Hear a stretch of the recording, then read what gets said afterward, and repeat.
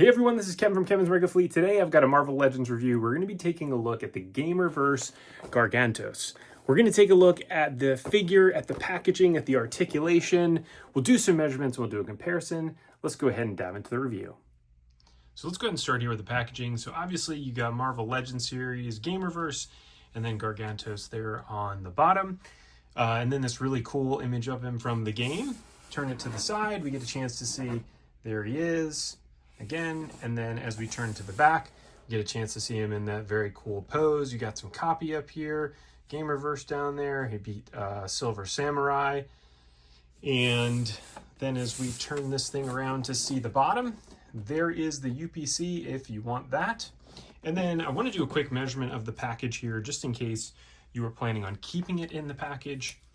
So this guy is 14 inches wide. It is 10 inches tall, and it's about 3.5 inches deep. So now let's go ahead and take this thing out of the package.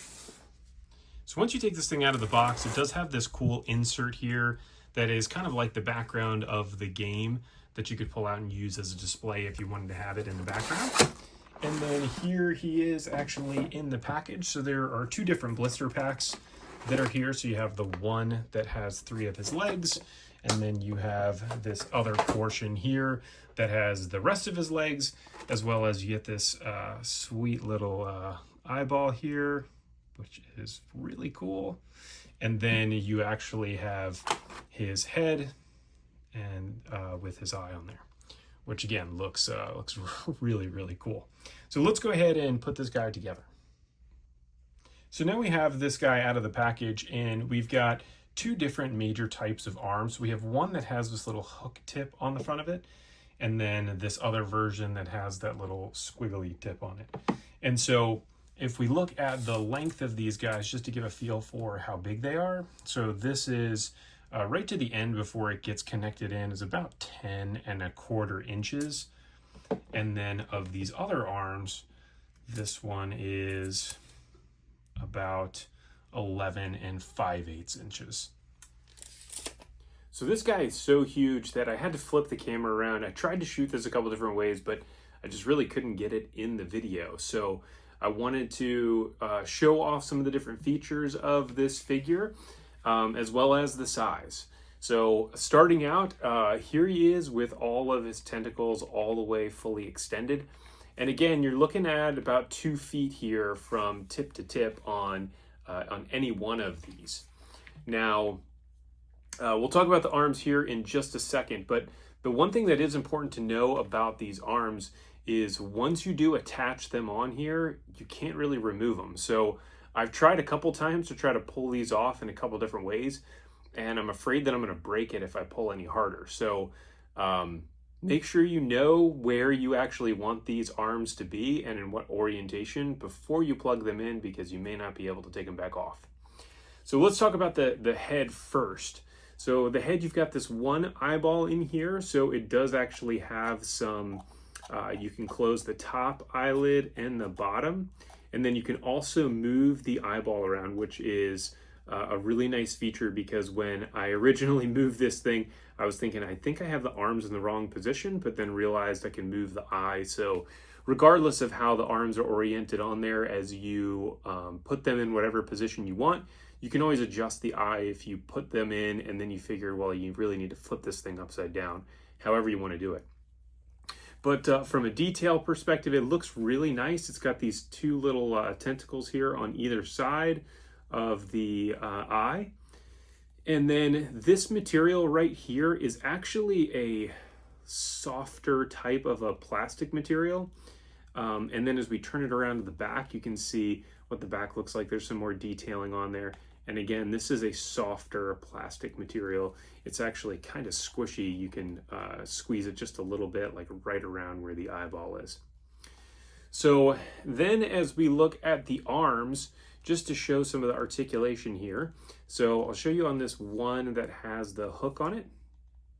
So you can actually see right here, there is a hinge there, so you can hinge it like that. You can also twist this thing all the way. And each time you twist it, you can see that there's a little click as it's clicking around to its different position. And then the actual tentacle here is a soft material. So the end right about here is where you have no more articulation. So this part here is just a molded piece. So it will always go back to that same form. You could probably, if you really wanted to get creative, heat this thing up and then maybe extend it out. But because the material is so soft, it feels almost like a rubbery type of material. I'd be afraid that you might melt it if you were going to try to extend that out. But it does actually have the ability to mold this into different positions. So it's kind of hard to tell. I mean, as I move this into different positions, you can kind of see that there's almost like a little hinge right here. And then there's another one that I can kind of feel right there as well. There might be another one here. So it's kind of hard to tell exactly where they are, but you can actually bend this thing quite a bit into different positions to be able to really mold it. Now, the one thing is on the back of the box, it does show how he's got his arms crossed. And I've been trying to do that a couple different times before I started shooting this video. And I couldn't quite figure out how to get it to do that just because of how much you have to bend the arm. But I'll show here in a second some of the different poses you could potentially put this guy in. But again, you can see, look at how big this thing is. So it is really cool. I love this figure. Any of these types of figures that are just really unique and kind of out there are ones that I'm super interested in. And so this one, when I saw it, I had to have it. Let's go ahead and pose this into a couple different positions, and then we'll go ahead and look at a comparison. So here's one pose I was able to get this thing in. And I'm not going to lie, this thing is not super easy to pose just because of how the arms work. And I'll show a little bit of this here right now. So as I was trying to get the legs to move, your hinge joint here that this moves on is going this direction, or it's going up and down. But the actual joints inside of it go this way. So it becomes somewhat challenging because you have to orient this in the right place to then be able to stretch this guy out like that to essentially make it like a leg.